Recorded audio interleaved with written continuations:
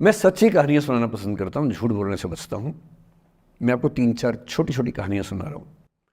ये सारी कहानियाँ सच्ची हैं, 1-1% सच्ची हैं, पर मैं किसी का नाम नहीं लूँगा। जिनकी कहानी है उनका नाम नहीं लूँगा, उनकी प्राइवेसी का मामला है। पर हाँ, सच्ची कहानियाँ हैं। अच्छी बात है कि इन कहानियों के किरदार हम लोग नहीं बने, ईश्वर करे हम कभी ना बने, लेकिन कहानियाँ सच्ची हैं।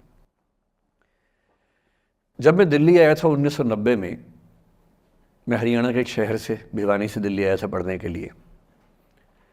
मेरे ड्रीम कॉलेज में हंसराज भी एक था, पर मेरा संयुक्त से मेरा एडमिशन जाकिर हुसैन में हुआ। मेरे अंक ठीक थे, यहाँ हो सकता था, पर मैं तो नई दिल्ली स्टेशन पे उतरा, बाहर निकला, पता लगा वहीं एक कॉलेज है, वहीं एडमिशन ले लिया मैंने। तो लोगों ने कहा कि यार कैंपस बड़ा अच्छा होता है। मैंने कहा क्या फ़र्क पड़ता है, कॉलेज कॉलेज होता है, छड्डो यही छड्डो में सिखाने आया हूँ आप लोगों को। ये ठीक है, स्टेशन से निकले वहीं कॉलेज है, मैंने घर जाना होगा तो आराम से कॉलेज से निकल जाएंगे, क्या रखा है कैंपस में। पर मेरा एक दोस्त जो मेरे साथ ही आया था उसी शहर से, उसने एडमिशन हंसराज कॉलेज में लिया। मैं और वो स्कूल के डिबेटर्स थे, डिबेटिंग में हम लोग स्कूल टाइम से काफ़ी एक्टिव थे। डीयू में आए तो यहाँ भी एक्टिव रहे। डीयू में मैंने करीब 5 साल डिबेटिंग की और मेरा ख्याल है कि लगभग 300-400 डिबेट्स मैंने जीती होंगी डीयू में, कुछ हारी भी होंगी, लेकिन मैंने खूब डिबेट, वो मेरा दरअसल दाना पानी था, रोजी रोटी मेरी वही थी कॉलेज के दिनों में। घर से पैसे मैं लेता नहीं था, मिलते भी नहीं थे, लेना क्या था, ऐसी स्थिति भी नहीं थी उस समय मेरे घर में कि मिल सके। तो डिबेटिंग मेरा रोजगार था, एम्प्लॉयमेंट था, मेरा उससे काम चल जाता था आराम से। उसका भी चल जाता था, वो हंसराज से था, मैं जाकिर हुसैन से था। हम खूब डिबेट्स में मिलते थे। अक्सर ट्रॉफी या तो हम जीते थे या वो जीतता था, कोई भी जीते रूम पे ही आती थी, क्योंकि हम रूममेट्स थे, एक साथ ही रहते थे। वो मुझसे योग्यताओं के मामले में 21 था, बल्कि अगर वो 21 था तो मैं 15 ही रहा हूँगा या 12 रहा हूँगा, 22 या 21 तो नहीं रहा हूँगा, मुझसे बेहतर था योग्यताओं में, बड़ा अच्छा व्यक्ति था। ग्रेजुएशन के बाद मैंने एमए हिंदी साहित्य में एडमिशन लिया, जबकि बीए ऑनर्स हिस्ट्री में किया था मैंने। उसने तय किया कि वो कुछ और करेगा, प्रोफेशनल कोर्स करेगा, नौकरी करेगा, तो वो चला गया दिल्ली से। मैं दिल्ली में रहा। फिर मैं एमए के बाद तैयारी करने लगा यूपीएससी की। तब तक मैं यूजीसी जेआरएफ कर चुका था। पहला अटेम्प्ट दिया, प्रीलिम्स हो गया। मेंस मेरा 96 के मेंस की बात कर रहा हूँ, मेंस शुरू होने वाला था, 2 दिन रह गए थे। करीब 10 दिन पहले वो मेरे पास आया हुआ था दिल्ली में, मिलजुल के अच्छे से बात करके गया था। उन दिनों उसका एक प्रेम संबंध कहीं हमारी ही एक मित्र के साथ चल रहा था। हम सब दोस्त थे, तो उनमें से 2 लोगों का आपस में एक अफेयर था। मुझे नहीं पता क्या हुआ, लेकिन मेरे मेन एग्ज़ाम से 2 दिन पहले रात को 12 बजे एक फ़ोन आया और ये बताया गया कि मेरे दोस्त ने फंदा लगा के अपनी जीवन लीला समाप्त कर ली है। वो दिल्ली से दूर था कहीं, और जिस व्यक्ति के बारे में मेरी राय ये थी कि उतना जीवट वाला व्यक्ति कोई हो नहीं सकता, जो ज़िंदगी से हार सकता ही नहीं, जिसके होने से कई लोग हमेशा जीता हुआ महसूस करते हैं, वो चुपचाप एक बंद कमरे में ज़िंदगी से हार गया। मैं आज तक नहीं समझ पाया कि ऐसा कैसे हुआ। बाद में टटोला, उसके पेरेंट्स से बात हुई, भाई से बात हुई, उन्होंने उसकी याद में एक सोशल वर्क शुरू किया ताकि किसी और बच्चे को ऐसा ना करना पड़े। तो जो हल्का हल्का अनुमान हुआ वो है कि शायद कुछ ऐसा था रिलेशनशिप में जो नहीं संभल पाया था, और रिश्ता टूट ना जाए इसका दबाव बहुत ज़्यादा था, और वो दबाव झेल नहीं पाया। इस उम्र में ऐसा फेज़ आता है, कई बार आता है। ये एक कहानी है, हंसराज कॉलेज से ही जुड़ी है, इसलिए मैंने सोचा कि वहीं से बात शुरू करूँ। नाम जैसा कि मैंने कहा मैं नहीं बताऊंगा, तो नाम बताने का मतलब भी नहीं। और वो जिसकी मैं कहानी सुना रहा हूँ, आप लोगों के जन्म से पहले की बात है। आप तो सब 21वीं सदी वाले बच्चे होंगे ना, जेन जी होंगे आप सब लोग, तो ये तो बहुत पुरानी बात है। एक दूसरी कहानी सुनाता हूँ। मैं आपको 2-3 कहानियाँ सुनाऊंगा, फिर उन सबका सार निकाल लेंगे एक साथ हम लोग। दूसरी कहानी ये है कि जब मेरा सिलेक्शन हो गया 97 में, 96 अटेम्प्ट में पहले बार में मेरा सिलेक्शन हो गया था, मैं एक्सटेंशन लेके तैयारी कर रहा था और डीयू में मैं पढ़ा भी रहा था उस समय। तब मैं शायद डीएवी कॉलेज में था या अग्रसेन को, मैं 2 जगह पढ़ा है डीयू में, तो उनमें से किसी कॉलेज में पढ़ा रहा था उस समय में। तो उस समय एक लाइब्रेरी है कैंपस में ही, सेंट्रल रेफरेंस लाइब्रेरी, आप जानते होंगे, CRL बोलते हैं, जो विवेकानंद जी की स्टैचू है उसके सामने ही वो लाइब्रेरी है। उस लाइब्रेरी में नीचे सब बैठ के पढ़ते हैं और टॉप फ्लोर पे रिसर्च फ्लोर है जहाँ MPhil PhD वाले बच्चे पढ़ते हैं। मैं उस समय शायद PhD कर रहा था या MPhil खत्म हुई थी, वहीं बैठता था, पढ़ता था रोज़। कई दोस्त पढ़ते थे हम लोग वहाँ। हम सुबह 8 बजे लाइब्रेरी खुलते ही वहाँ घुसते थे, रात को 1 बजे निकलते थे लाइब्रेरी बंद होने के समय। तो वहाँ एक छत थी, छत पे छोटी सी कैंटीन थी जहाँ हम लोग जब जब बोर होते थे दिन में 3-4 बार जाके चाय पीते थे। चाय पी ली, बिस्किट खा लिया, थोड़ी गप्पे मार ली, वो सब वहाँ करते थे। तो वहाँ मेरे बहुत सारे दोस्त थे, उनमें से कई लोग अब बहुत सीनियर सिविल सर्वेंट्स हैं, कुछ लोग प्रोफेसर्स हैं डीयू में। 2 बच्चे थे मुझसे जूनियर, 3-4 साल जूनियर थे, बड़े प्यारे बच्चे थे। मुझे उस समय तक पढ़ाई लिखाई का शौक अच्छा खासा हो गया था, तो वो रोज़ मेरे साथ बैठते थे केवल बात करने के लिए। किसी मुद्दे पर बहस करनी है तो बहस होती थी, समझते थे। फिर मुझे पता लगा कि वो दोनों रिलेशनशिप में हैं, रिश्ते में हैं, दोनों ने शादी भी कर ली। उनकी योजना डीयू में पढ़ाने की थी या सिविल सर्विस की भी थी, शायद, पता नहीं। मेरा इंटरेक्शन बहुत ज़्यादा उसके बाद रहा नहीं उनसे, क्योंकि मैं सर्विस में चला गया था। इतने जिज्ञासु बच्चे थे दोनों, इतने जिज्ञासु कि उनसे मिलकर तबीयत खुश हो जाती थी, कि हर चीज़ जानने का मन करता था उनका, हर विषय पढ़ने का मन करता था। एकदम जीवन से भरे हुए बच्चे, आंखों में चमक ऐसे। फिर दोनों की शादी हुई तो मैं शादी में जा नहीं पाया, क्योंकि मेरा रिश्ता सिर्फ लाइब्रेरी में 1 घंटा गप मारने वाला था, उससे ज़्यादा था नहीं रिश्ता उनके साथ। फिर सुनता रहता था कि मैं सब बढ़िया चल रहे, पढ़ाई कर रहे हैं, तैयारी कर रहे हैं। इंटरकास्ट मैरिज की उन लोगों ने, खूब हंगामा हुआ, दोनों घर में तलवारें खिंच गई, किसी तरह से तलवारें संभाली गई, मैनेज हुआ, दोनों साथ रहने लगे।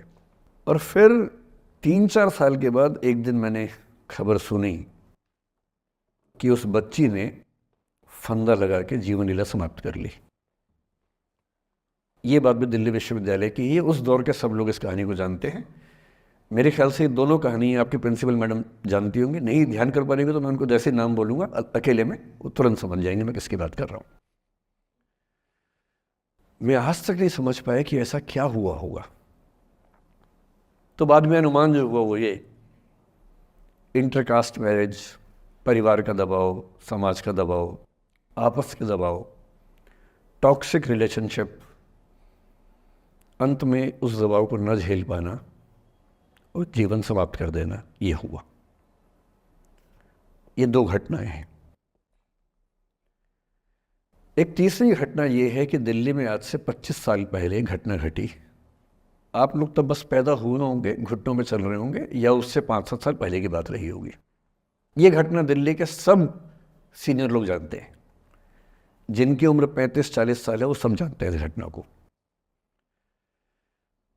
मोबाइल फ़ोन में वीडियो नया नया आया था उस समय, अब तो आपके हर फ़ोन में वीडियो है, अब तो सामने भी है, ताकि आप वैसा वाला मुंह बना के सेल्फी खिंचवा सके। पाउट बोलते हैं ना, मैं उसको देसी भाषा में सूअर जैसा मुंह बोलता हूँ, और वैसा ही बनता भी है, क्यूट क्यूट सा सूअर जैसा मुंह बना के लोग सेल्फी खिंचवाते हैं, उसको बोलते हैं पाउट। तब तो कैमरा फ़ोन में पहली बार आया था, तब लोग अभ्यस्त नहीं थे। अब जैसे आप लोग कितने अभ्यस्त होंगे, हम भी होने लग गए अब तो। अब हम किसी से बात करते हैं तो हम ये एज्यूम करके चलते हैं कि उसने फ़ोन में कुछ ना कुछ ऑन कर रखा होगा, या तो आवाज़ रिकॉर्ड करेगा या वीडियो बनाएगा। तुम कितने केयरफुल होकर बोलते हैं, कितने कॉन्शियस रहते हैं। और सर्विलांस सोसाइटी की सबसे बुरी बात यह है कि हम हमेशा चौकन्ने रहते हैं, हम सहज हो ही नहीं पाते। सहज रूप से 2 लोग बात कर लें, हो ही नहीं पाता। तो मैं तो अपने ऑफिस में कई बार ऐसा करता हूँ, जब हम 3-4 लोग बैठते हैं इनफॉर्मल बातचीत के लिए, हम सब अपना अपना फ़ोन कमरे के बाहर छोड़ के आ जाते हैं, फिर 2 घंटे बात करते हैं, इस भय से मुक्त होके कि कहीं कोई रिकॉर्ड तो नहीं कर रहा। ये हालत है आज की। उस ज़माने में तो फ़ोन थे। मोबाइल फ़ोन आया था भारत में लगभग 1995 के आसपास पहली बार। बड़ा महंगा था, 16 रुपये प्रति मिनट इनकमिंग, 16 रुपये प्रति मिनट आउटगोइंग, ये रेट से उस समय। और फ़ोन वो थे जिनसे आप कील भी ठोक सकते हैं, वैसे वाले फ़ोन थे, बटन वाले फ़ोन थे। नोकिया एक कंपनी थी, उसके फ़ोन हुआ करते थे।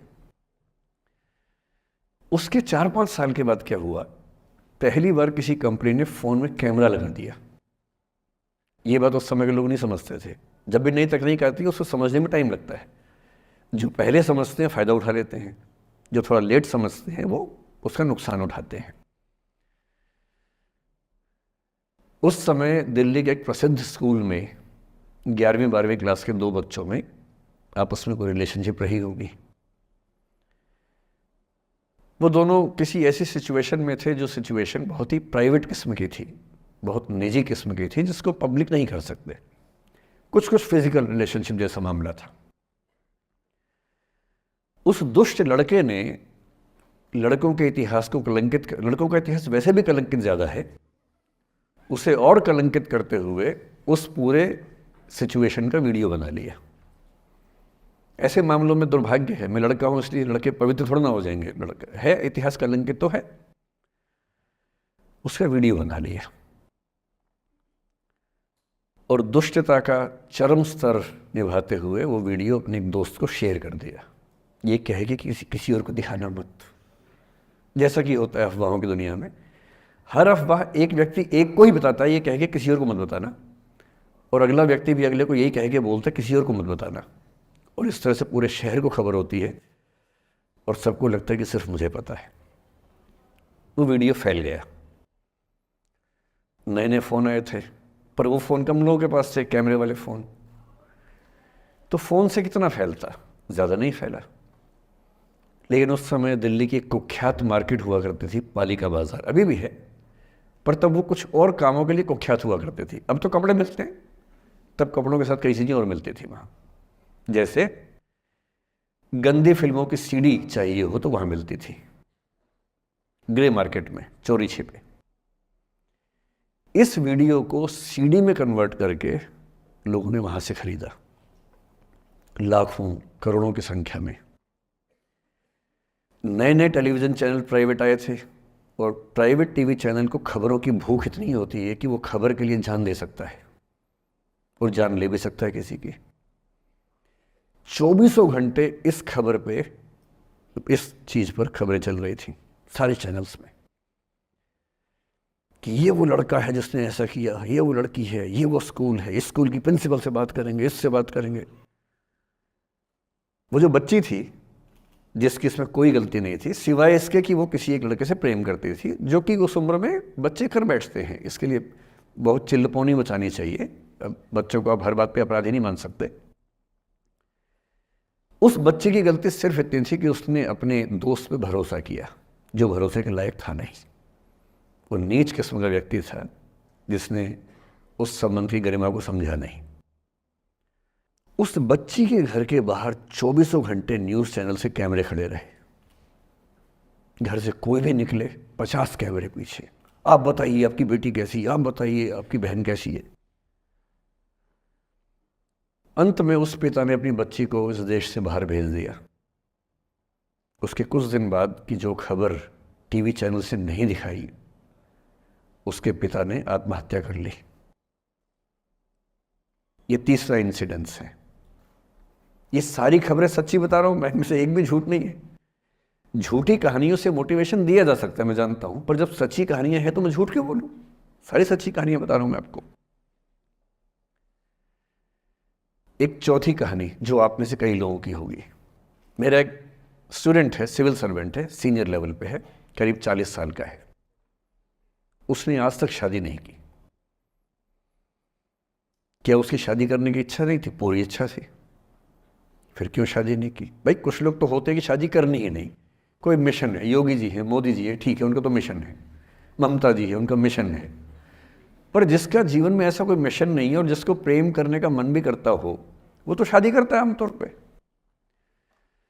उसने शादी क्यों नहीं की जानते हैं? जब वो 25-26 की उम्र में था, जब वो मेरा विद्यार्थी भी था, एक दिन मेरे पास आके बोला कि सर एक बात करना चाहता हूँ। मुझसे मेरे स्टूडेंट्स ऐसी बातें खूब करते हैं पर्सनली आके, अब तो मैं टाइम कम दे पाता हूँ, पहले तो ये सब होता रहता था क्लास के अलावा। एकदम रोता हुआ आया, आंखों में आंसू भरे हुए बहुत सारे। मैंने क्या हो गया भाई? तो फिर उसने किसी का नाम बताया कि सर वो भी मेरी स्टूडेंट थी, कि सर उसके साथ रिलेशनशिप थी, उसने धोखा दिया है मुझे। अच्छा, धोखा देने वाली कहानियाँ मुझे बहुत अपील नहीं करती। मेरा मानना है कि दोनों पक्षों की गलतियाँ होती हैं। आप केवल अपने पर्सपेक्टिव से सोच सोच के धोखा करते रहते हैं, ऐसा थोड़ा ना होता है भाई। कुछ तो मजबूरियाँ रही होंगी, कोई यूं ही बेवफा नहीं होता, कुछ तो वजह होगी ना। आप थोड़ा उसकी वजह, उसका भी तो, उसकी कहानी भी तो सुनिए। और मैं जब जब दोनों कहानियाँ सुनता हूँ मुझे लगता है कि मामला ग्रे है। आप किसी एक पे उंगली उठा ही नहीं सकते कि इसने ऐसा किया। दोनों की गलतियाँ होती हैं, ऐसा थोड़ा ना कि एक की होती है। बहरहाल इन भाई साहब को ऐसा लगा कि धोखा हो गया उनके साथ। तो मैंने कहा चलो कोई बात नहीं यार, हो गया तो हो गया, तू नहीं कोई और सही, ऐसा क्या है। इतनी बड़ी दुनिया है, 8 अरब की आबादी अब है, उस समय भी 6-7 अरब तो थी। मैंने कहा 3.5 अरब 350 करोड़ में कोई तो होगी तुम्हारे लिए, ऐसा क्या है, कोई और देखेंगे। पर वो थोड़ा ज़्यादा सेंटिमेंटल था उस समय। धीरे धीरे पता नहीं उसके मन में क्या बैठ गया, उसके मन में ये बैठा कि दुनिया की सारी लड़कियां धोखेबाज होती हैं। ऐसे मूर्खों की कमी नहीं है दुनिया में, ऐसे बहुत मूर्ख हैं। दर्शन की दुनिया में इसे अवैध सामान्यीकरण कहते हैं, इलिसिट जनरलाइजेशन। इसका मतलब बहुत छोटे सैंपल के बेस पे ये समझ लेना कि ये थियरी पूरे ब्रह्मांड पर लागू होती है। एक लड़की ने धोखा दिया, मान लीजिए धोखा दिया, धोखा इसने दिया कि उसने दिया कि किसी ने दिया, जो भी कहानी हो, एक सैंपल से ये मान लेना कि सब ऐसे होते हैं। और उसके बाद से उसने कम से कम 10 बार कोशिश की, 10 लोगों से मिला, बातचीत की शादी के लिए। डेटिंग तो क्या करेगा 40 की उम्र में, लेकिन हाँ बातचीत करके देखा कि शायद रुचियाँ मिल जाएं, स्वभाव मिल जाए तो शादी के बारे में सोचें। हर बार 3-4-5 मीटिंग के बाद वापस हट जाता है। अब तो मैंने पूछना बंद कर दिया है। जब तक मैं पूछता था, बोलता था कि सर 3-4 मीटिंग के बाद लगता है कि ये भी वैसी ही है। मैंने कहा भूल जाओ भाई, उससे भूल जाओ, बात खत्म हो गई। उसके बच्चे घूम रहे हैं आजकल स्कूल में, अब तुम कम से कम शादी तो कर लो। वो भाई साहब आज तक अकेले हैं, और अब तो बाज़ार में मूल्य भी कम हो गया उनका, अब विकल्प भी ज़्यादा नहीं मिलते हैं। अब जो विकल्प मिल रहे हैं वहाँ उसकी रुचि और कम हो गई है।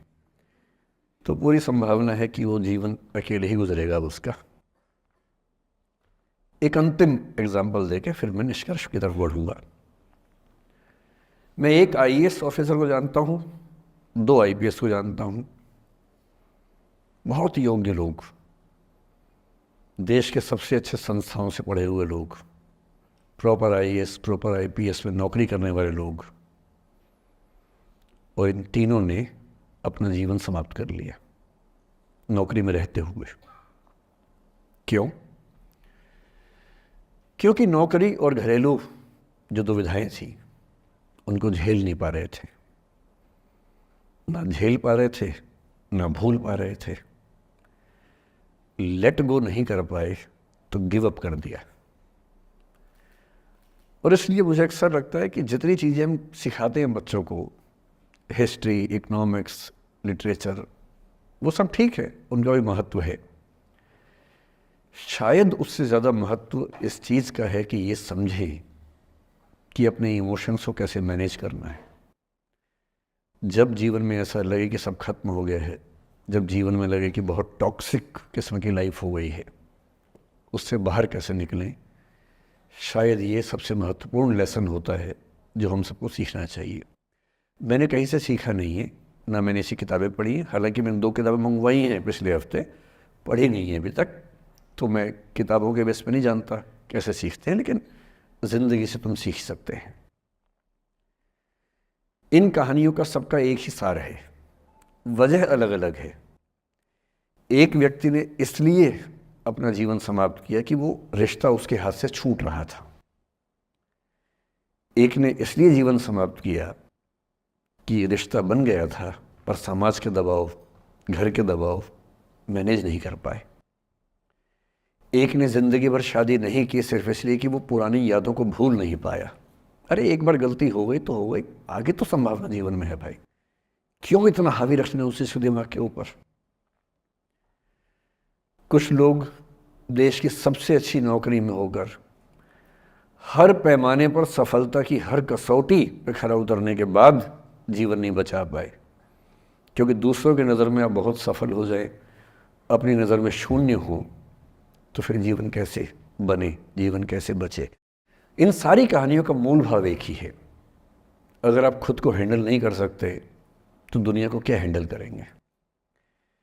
दुनिया को हैंडल करने से पहले खुद को हैंडल करना सीखना पड़ता है, और उसका सबसे आसान जो रामबाण उपाय है उसको बोलते हैं द आर्ट ऑफ लेटिंग गो, जाने दो।